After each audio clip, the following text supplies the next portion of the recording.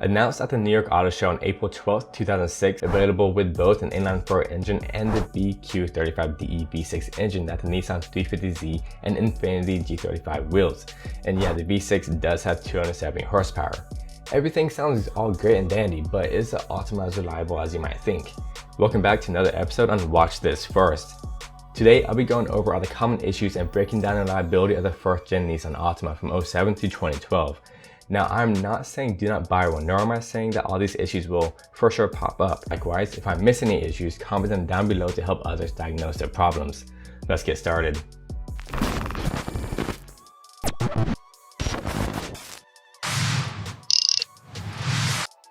If you are experiencing no starts or intermittent no starts, especially when the engine is warmed up, then you may have either the camshaft position sensor or the crank position sensor going bad. Since both of these are an issue within the Nissan Altima generation on both the first cylinder and the V6, you should go ahead and replace both of them. The crankshaft position sensor is placed on the back of the engine and the camshaft sensor is on top of the engine. Both are relatively easy to replace and cheap. And I have the links of most of these products down below for your convenience. There is a common spot where the 3.5 liter engine leaks oil, and that's the oil cooler O-ring. You'll need to drain the oil, remove the oil filter, break loose the adapter bolt, then remove the O-ring and replace it with a new one. Pretty straightforward and somewhat easy. And on a 2.5 liter, the oil cooler gasket itself can leak. Also an easy replacement. Be sure to replace the O-ring within the unit itself and the gasket that holds it to the block. If you are getting the P0420 engine code, then most likely your catalytic converter is clogged up, breaking apart, and well, perhaps it has just gone bad. This could lead to lack of power, bad fuel economy, and you failing your car inspection. This does not happen right away. It's usually a slow onset of symptoms. If the honeycomb within the converter starts to block the exhaust, then that could definitely decrease the power of your car. Now imagine this, try breathing out of a straw. Yes, it is hard to do that. Now imagine your combustion engine trying to blow it out of a straw. Yeah, that's basically what's going on. You may also experience an eggy smell. If it is plugged up, then the converter can overheat and may even glow red. The fix for this would be to replace it with a new converter, which can be very pricey. I have a video talking all about catalytic converters in the description down below, so check that out if you want to learn more about catalytic converters. Do you have poor idle, hissing noise while the engine is cold, misfire codes or math codes? Well, I have news for you. Basically, your air intake manifold may have a faulty gasket. Basically, the intake manifold may be sucking in air without the air getting metered by the MAF. If that happens, then the car can't send the perfect amount of fuel to air mix ratio.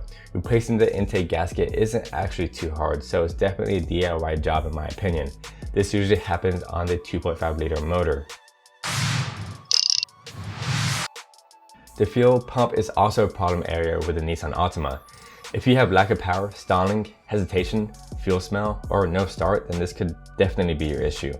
First, check the O-rings connecting the quick release plug on the plastic nose for leaks. Then the O-ring between the fuel pump and the tank itself. That could be leaking, and if it is, that's why you smell the fuel. If the car doesn't start, check the fuel pump plug itself. If those wires look good, then you may have to replace the fuel pump itself, which is common. If you have to do this job, it's actually pretty easy. Disconnect the battery, move the rear seats, move the fuel pump access panel, undo the connections, unscrew the fuel pump with a few love taps and a screwdriver, then finally replace it, and that's it. This is pretty straight to the point. The CVT transmissions can fail prematurely, which would put you back at least $2,000. If you're experiencing a shuddering sensation, loud whining noise, or you're stuck in gear, then yeah, you might be SOL. The CVT system is truly a weaker system compared to the traditional automatics. There is a belt within the transmission that typically fails over time. If it is receiving too much torque, usually that tears apart the belt. Since the Altima uses the 350Z engine, then well yeah, that's a bit too much power for these transmissions. The trans can take the 2.5 liter engine much easier. This particular CVT also isn't the best at cooling itself, which can add to the belt and clutch wear. If you want to prolong the life of these transmissions, be sure to replace the fluid every 40,000 miles. You can also add an external transmission oil cooler, which should really help. And A few more things: do not launch your car. Make sure your car and transmission is warmed up properly before driving it. And doing all that should extend the life of the CVT. Now, CVTs are great. They promote better fuel economy, but they aren't meant to handle the VQ35DE engine or aggressive driving in general. The steering wheel on these cars love to lock themselves. It is a very common issue within the Altima.